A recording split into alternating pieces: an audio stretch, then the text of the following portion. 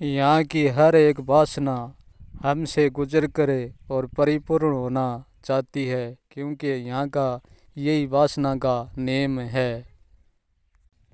यहाँ का व्यक्ति तो वासना से बच सकता है, परंतु यहाँ जीवन वासना से नहीं बच सकता और नई वासना से भाग सकता। जिस वासना से जो व्यक्ति भागता है वो व्यक्ति तो भाग सकता है, परंतु जीवन इस व्यक्ति की जगह वासना भोगने के लिए दूसरे व्यक्ति को खड़ा कर लेता है। इसलिए लूणा ब्रह्मांड में वासना को कोई नहीं रोक सकता, क्योंकि ये ब्रह्मांड स्वयं ही वासना है।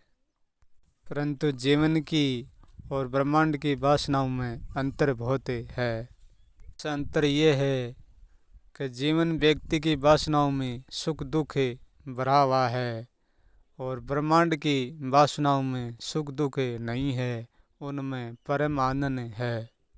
ये सारी प्रकृति वासनाओं से लथपथ ही। प्रकृति की वासना प्रकृति का होना ही प्रकृति की वासना है। यदि धरती में वासना नहीं होती तो आज धरती में कोई बीज का उपजार नहीं हो सकता। यदि जल में वासना नहीं होती तो जल हमारी प्यास कभी नहीं बुझा सकता और हमारा पालन कभी नहीं कर सकता, हमारा जोड़ कभी नहीं कर सकता। यदि अग्नि में वासना नहीं होती तो वह कुछ भी आज जला नहीं सकती, शीतल होती। वायु में वासना नहीं होती तो आज हमें बोलने का और सांस लेने का कोई महत्व नहीं होता। आकाश में वासना नहीं होती तो आज हमें मौन का यहाँ कोई अनुभव नहीं होता, शांति का हमें कोई अनुभव नहीं होता।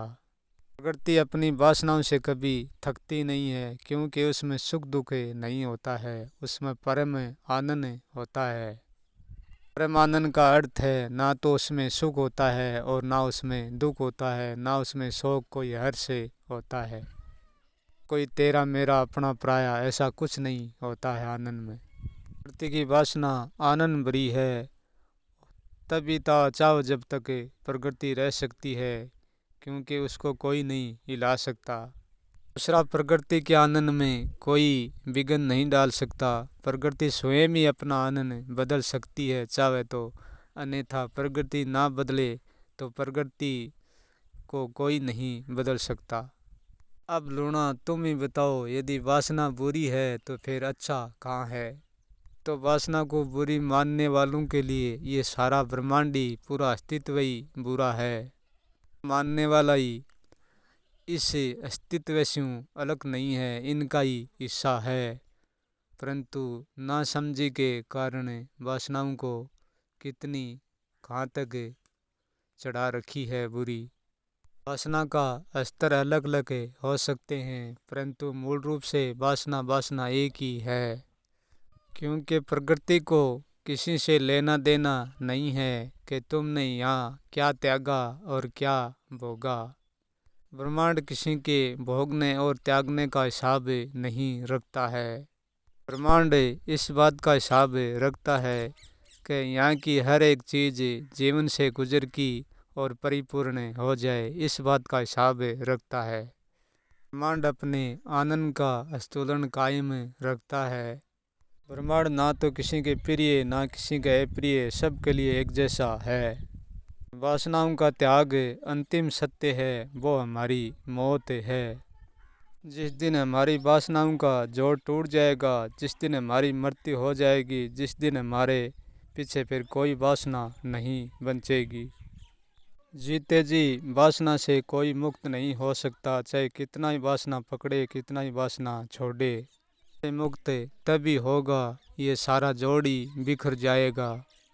यहाँ कौन क्या छोड़ता है और कौन क्या पकड़ता है, ये व्यक्ति का मिथ्या भ्रम है।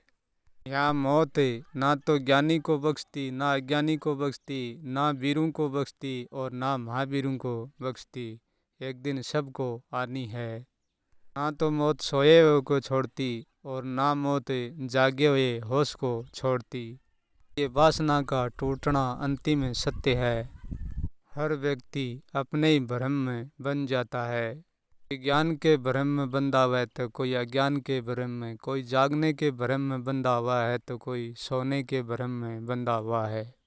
चिंतन विचार की बेड़ी सबके पैर में पड़ी हुई है। बेड़ी को तोड़ने का अंतिम रास्ता केवल मौत ही है और कुछ नहीं। ये भ्रम जाल है लूणा, उनसे जागो, इस जाल के ऊपर उठो।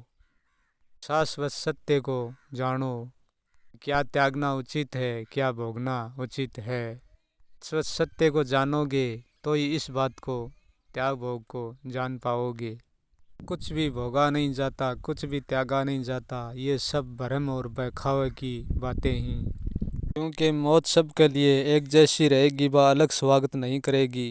कि ये ज्ञानी पुरुष जाग कर आया तो इसका अलग स्वागत होगा, और ये अज्ञानी पुरुष हो कर आए है तो इसका अलग स्वागत होगा। मौत ऐसा भेदभाव नहीं करती। मौत वासना जीवन एक ही सिक्के का पहलू है। जोड़ वो ही बना रहता है जो पहले से ही बेजोड़ है। टूटने की विधि एक ही है, दूसरी कोई विधि नहीं है। चाहे जोड़ अज्ञान का टूटे चाहे ज्ञान का, चाहे धागा टूटे चाहे लाव, टूटना खींचने से ही है। चाहे हमारा जोड़ टूटना है वो मौत से ही टूटना है। यहाँ ब्रह्मांड किसी भगवान के मोहर नहीं लगाता है, चाहे वे नाम का कोई भगवान क्यों ना हो। ये भगवान होने का दावा, बड़ा होने का दावा हमारा ही भ्रम करता है। जागने का दावा, सोने का दावा, ये सब हमारे ही भ्रम का काम है। हमारा सारा होश छीन लिया जाए, हमारे पास भ्रम करने का कोई चारा नहीं।